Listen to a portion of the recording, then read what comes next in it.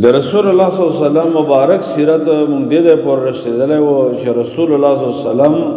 تعالی نبوت نو ور کړی چې څو غټ کارونه نبی صلی الله علیه وسلم معاشره کې کړی وو او معاشره کې د رسول الله صلی الله علیه وسلم یو مقام او مرتبه هغه جوړ و. اخیری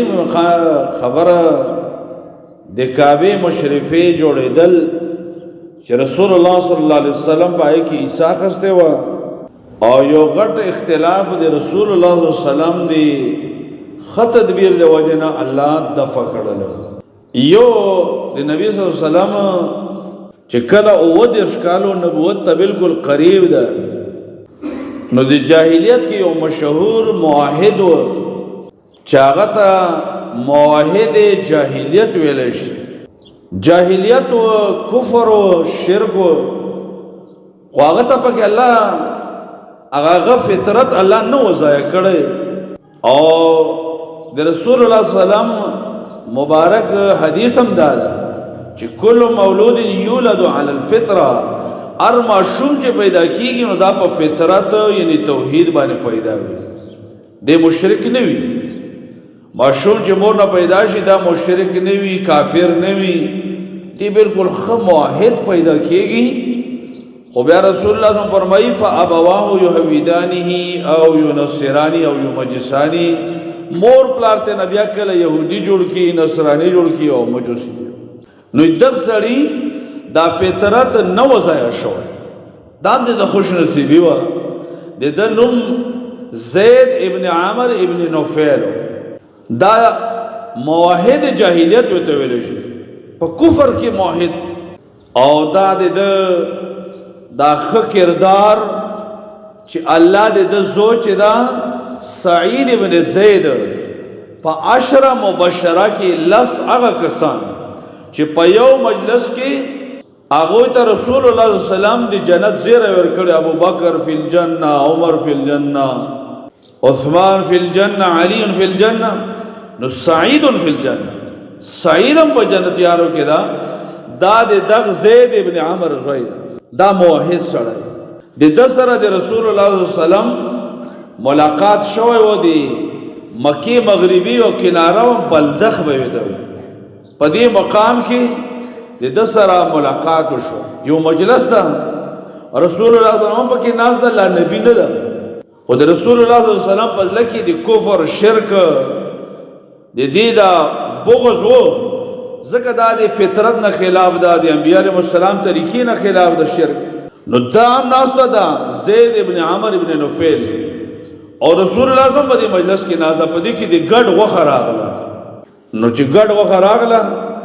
رسول اللہ صلی اللہ علیہ وسلم پورتا شوالا ذکر چی دی غیر اللہ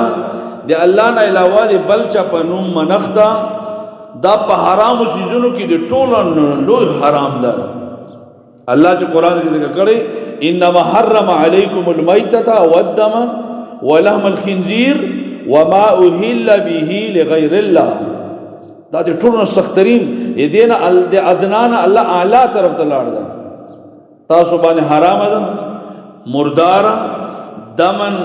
لحم الخنزیر وما اہل به لغیر اللہ اللہ نے علاوہ دی بلچا په نوم باندې منختوی دا ټول سخترین حرام نو دے رسول اللہ صلی اللہ علیہ وسلم پور دا شو زید ابن عامر دیم پور دا شو اور سے ہوئی انی لست آکل مما تذبحون علی اسنامکم چی دی تاسو دا کم دی دروغ معبودان و جوڑ کردی ای دوی پر نمون مانی کم شای زبا کهو سا آغا شای نخرم دا اللہ موحد جوڑ کرد فطری موحد او بیا با دد اخپل دعوت دے پارا دے خپل دلیل دے پارا دے غیر اللہ پا نوم بانے دے منخ دے پارا یو زبردست دلیلم ذکر کرو چی امام بخاری ذکر کرے دا بدا خبر کرو چی اشاعت خلقہ اللہ دا گڑا چا پیدا کرے دا گڑا پیدا اللہ کرا وَأَنزَلَ لَهَا مِنَ السَّمَاءِ مَاءً دے اسمان نا اوبچا ورہوے باران چا ورہو اللہ ورہو وَأَنبَتَ لَهَا من الارض کلان دزمکی نشینکیم اللہ را پورتا گو خود ثم تذبحون علی غیر اسم اللہ بیا تاسو دا ظلم کوئی چی بیا باران الله ورولې دا پیدا کړي الله دا غیا وت الله پیدا کړي دا تاسو زبکو دي باباګانو په نومونو باندې نو دې د سره د نبی صلی الله علیه وسلم ملاقات وشو خو دې باندې یو سوال راځي چې دا زید ابن عمر ابن نوفل د مکی والا خلکو د خلاف نه کول وجه سوا وجه داوا چې دم په خپل دعوت باندې زور نه ور کول کله چې ته یو ځان ته سړی وي خپل دعوت چا بزان ته کله چې ته یو مجلس کې خبره وکي یا یو دکان کې خبره وکي یا یو ځای کې چا سره خبره وکي خلک په دې باندې دومره اکشن نه کوي دومره په باندې مخالفت دشمنی ته تیاری او چې تخپل دعوت بل سر عام بر سر منبر بر سر راه ارزه کې دعوت شروع کینو بیا د تا خالق خلاف کوي چې دا خو هرغه زموږ کار ګور او دا خو دې موږ طریقو نه خلاف لکه رسول الله صلی الله علیه وسلم مثال او نبی صلی الله علیه وسلم بیا دی هغه په هغه باندې رد شروع نو بیا د عمر زید ابن عمر ابن نوفل زګ ډیرو خلکو خلاف نه کوي چې یو سړی د مړه خپل خبره وکړي نو زید ابن عمر دا سړی وو چې دا په حق پس ډیر ګرځیدل سړی وو شام ته یو کرته لاړ شام ته لاړو هغه ځای کې د يهودو غټ عالم هغه سره ملاو او ته وایي چې راځي یو دین غواړم تاسو دې شرم ځان یو شی جوړ کړی وي پلار نیکه جوړ کړی نو دا خو یو دین غواړم آزاد او کتا سره دین وی ما ته بیان کړ يهودي عالم ته وي چې زه هغه دین خپل کوم يهودي عالم متا حق خبره کړي وا امام بخاری رحمه الله ذکر کړي ته وي چې لا تكون على ديننا دې مونږ دین يهوديت ته نشه راتلای حتى تاخذ بنصيبك من غضب الله چې دې الله په غضب پس یې نوې ککر شو يهوديت نشه دا خو دې الله په غضب اخته دي ګر او په هر صورت خبره یو ته حق وکړه چې دین چې الله غضب ته نه تیارېږي نو ګوره يهوديت بیا موږ نشه پلاول هغه ته وی چې ما افر الا من غضب الله زه خو چې دا منډه وام پم دې پورې شیر الله دې غضب نه وچ چې ته یو دین ووي هغه ته وی چې او دین حنیف شته دین حنیف چا دین دا وی ته وی چې دین ابراهیم علیہ السلام دین دا څنګه پاتې وو څنګه پاتې شوی وو ډیر تیر شوی زمانه باوجود نو بیا لاړل یو نصرانی عالم ته ور هغه ته وی چې راز دا غواړم چې یو دین نو کته ما ته خپل دین بیان کی زه ایت په دین باندې شم نو هغه به ته خبره کړي وا چې لا تكون على ديننا حتى تاخذ بنصيبك من لعنه الله يهود دي الله په غضب اخته دي او نصرانا دي الله په لعنت اخته دي وي ته وایي چې دي الله لعنت صحیح شي ته نه تیارېږي موږ دین ته نشه راځي نو هغه ته وایي چې ما افر الا من لعنت الله زه خو منډې دې لپاره وایم چې الله له لعنت نه بچ خو دین به کوم داسي وي هغه ته وایي چې دین حنیف څوک ده ابراهیم علیه السلام نو دا زید ابن عمر دا نعرہ اولا اللهم انی اشهدک انی علی دین ابراهیم یا الله تگوا اوس چې په دین ابراهیم باندې دا نو ټول دینونه مې باپري نو د سره د نبی صلی الله علیه وسلم ملاقات دام یو اهم ملاقات رسول الله صلی الله علیه وسلم سره د ملاقات وشو دویم بیا کار د نبوت نه یو درې کال مخکې دا وشو حدیث د بخاری کې دی چې حبب الیه الخلاء رسول الله صلی الله علیه وسلم ته یوازواله جداواله دا محبوب کړی شو د الله مینا په دې ځل کې وته الله دا اچول چې خلکونه لږ ځان درشه ځکه دا الله دې مونږ ته نصیب کړي خو کدا مونږ ته نصیب شو چیرې یو سړی لږ ساعت ځان ته کینی د الله په دې کائناتو کې سوچ وکړي نو دا یو ډیر خوندور عبادت ده علماء ذکر کوي الله دې مونږ ته نصیب کړي چې لکینو د الله په کائناتو کې سړی سوچو کی والله مونږ ته دعوت هم را کړې ګورې دی قران کې په کار چې مونږ له سوچ ته پار کینو الله قران کې دا نه فرمایي د هر جمعې باندې چې مونږ وایو افلا ينظرون الى الابل كيف خلقت دا خلق دی وخت نه ګوري چې الله څنګه پیدا کړ کم از کم چې مونږ یو وخت له وګورو په دې کې سوچ وګور الله دا څنګه جوړ کړی دا څومره عجیب خلقت والا الله جوړ کړی چې الله مونږ د دعوت رايو په دې کې عبرت شته کنه افلا ينظرون الى الابل كيف خلقت والى السماء كيف رفعت الله فرمایي دا خلک د اسمان ته نه ګوري چې الله څومره اوچت جوړ کړی دی. والى الجبال كيف نصبت، الله فرمایي دا خلک د غرونو ته وګوري، دوی غرونو ته نه ګوري چې الله څومره مضبوط ودرولي. والى الارض كيف سطحت، دا ځمکه ته داخل نه چې الله څنګه غوړولې ده د انسانانو د فائدې لپاره. الله څومره عجیب شان والا جوړ کړی، نه داسې کلکه ده لکه د اوسپنې په شان په دې باندې بیا کرونده نه کېده، نه دومره نرمه ده لکه د اوبو په شان بیا په دې باندې ګرځېدل نه شو، تعمیر وپې نه شو. څومره عجیب الله جوړ کړ. نو نبی صلی الله علیه وسلم د الله په دې کائناتو کې غور او حوض او دارنګه څه عبادت چې پاغه الله پوي ده، خو معلومیږي دا چې ابراهيم عليه السلام نه څه اعمال د صفاتو هغه په تلل او د مکینه تقریبا 15 کیلومتر یو طرف ته چې هغه ځای مشهور ده په حرا باندې غار حرا، دته رسول الله صلی الله علیه وسلم تلل. هغه ځای کې به ناس غور او حوض دی الله په عبادتو کې غور الله سره تعلق. ځکه ورستو نبی صلی الله علیه وسلم ته الله ډیر غټ کار ور په غاړه کوي او چې د الله سره تعلق نوي نو ګوره دا دینی عہده بیا د انسان نه پاتې کیږي. الله نه توفیق هم سره غواړي، الله سره به تعلق هم جوړوي. دا یو غټ ذمہواری الله ورکوا. نو نبی صلی الله علیه وسلم بده تلاړو غور او حوض دی الله په کائناتو کې فکر کول، الله سره به اونس محبت دا نورم ډیرېدل او دی الله اونس اویس قرنی متعلق لګل چې دا هغه سړی دا هغه تابعی دا رسول الله صلی الله علیه وسلم صفت کړی و. دا د نبی هم په دور کې موجود ده، خو رسول الله صلی الله علیه وسلم ته ځکه نه ورغلی چې د مور خدمت یې کوله. رسول الله فرمایي چې اگر راځي خو د مور خدمت بند کړی او اس قرنی. او نبی صحابه ته نبی هم فرمایلی چې ما امت ته دعا وغواړو. عمر رضی الله چې کله خلیفہ شول پښتنه به کوله پلان کوي الکه ته د کومې قبیله د امداد د قرن قبیله د امداد نه او تا اویس نوم ده. او بیا چې کله عمر رضی الله ته فرمایل ځانته ته دعا وغوښته او امت ته نه دعا وغواړه. نو دا یو نیک سړی و. دته یو سړی حرم بن حیان په نوم باندې راغلی و. ته وی چې زه تا ته دې دپاره راغلی لستان سبکا چې تا نه اونس حاضر تا سره څه وخت تیر شي. ځکه دا سړی چې یوازې وي نو اسې وحشت وي ته په زړه کې وي ته بس یو ګبراهټ یو بې اطمیناني ده وي. نو ډېر انسانان بیا د هغې دپاره څه کوي چې یاره لاړ شو چې ته ملګرو سره ګپ شپ وولو، بازارونو کې کینو، بیټکونو کې کینو او چې ته لږ ګپ شپ یاره لږ وخت تېر اونس حاصل. نو اویس قرنی ته یو سړی راغلی وي ته ووي چې زه دې دپاره راغلم لاستان سابقه چې تا سره لږ اونس حاصل ده.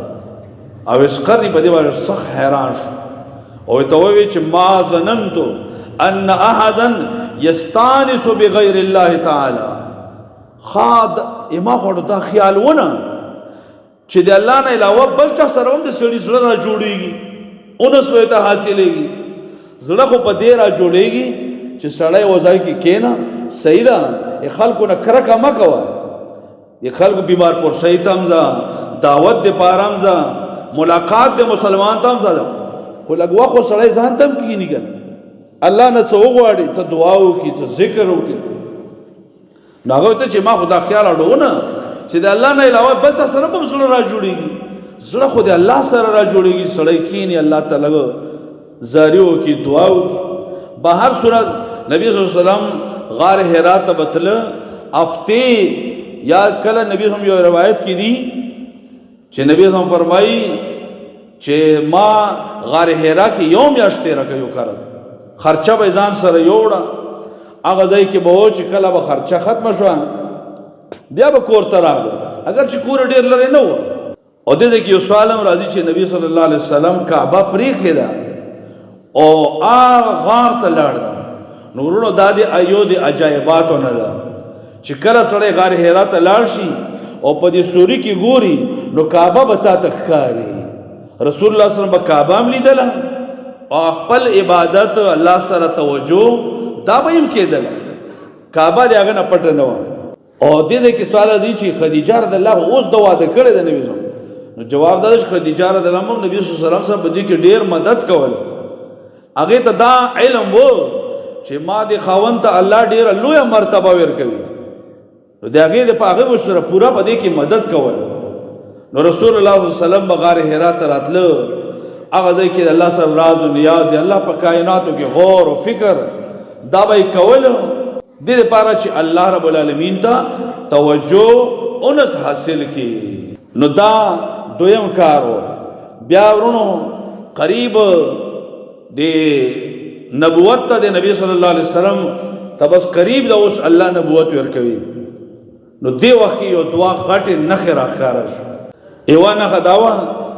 چې رسول الله صلی الله علیه وسلم به په دې لاره تلل، نو شاته نه به اواز پسې وشو چې السلام علیک یا رسول الله. رسول الله صلی الله علیه وسلم به چې شاته وکته هېڅوک به نه و، حیران به شول. بیا نبی صلی الله علیه وسلم یو کرت تېرېدل، نو کاڼی ده،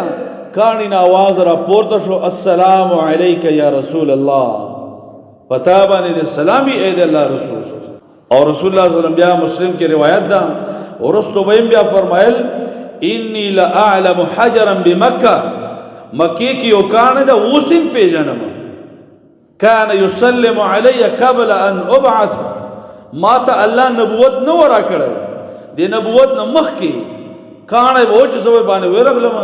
کاڼي به وایي چې السلام علیک یا رسول الله. دا نبی صلی الله علیه وسلم ته الله زړه را جوړو چې دا د مزغو د خرابوالي اثر نه ده، د پیریانو اثر نه ده، تا ته الله نبوت درکوي، الله د نبوت لویه درجه هغه درکوي. نو رسول الله صلی الله علیه وسلم ته احساس کېدل چې ما ته الله نبوت راکوي.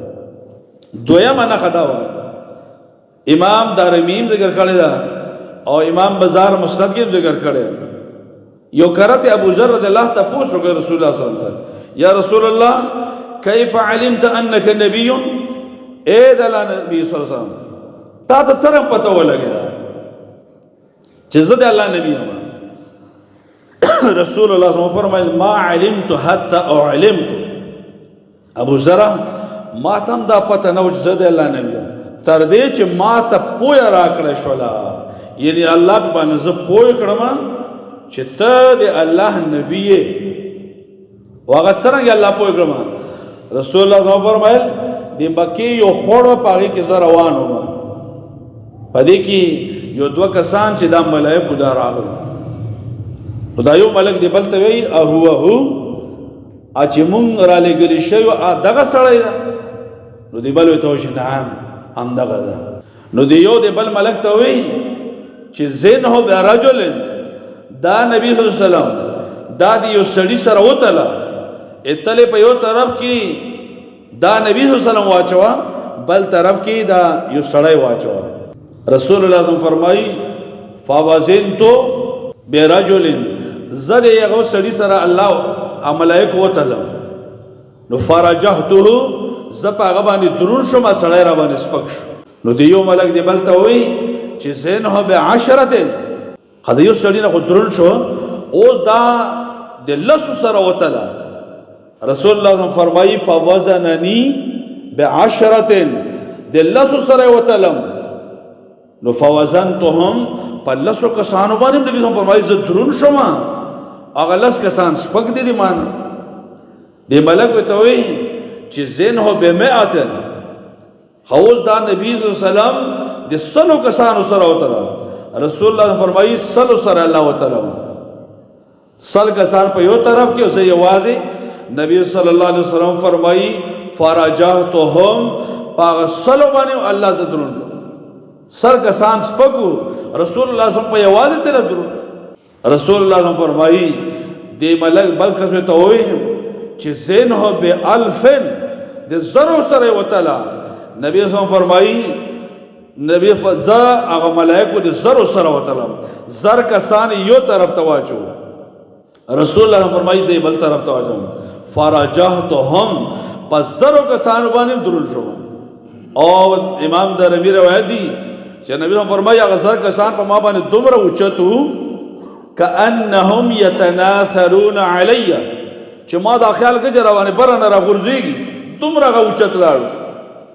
رسول الله صلی الله علیه وسلم فرمایي چې فقال احدهم للاخر دی یو کس دی بلته وی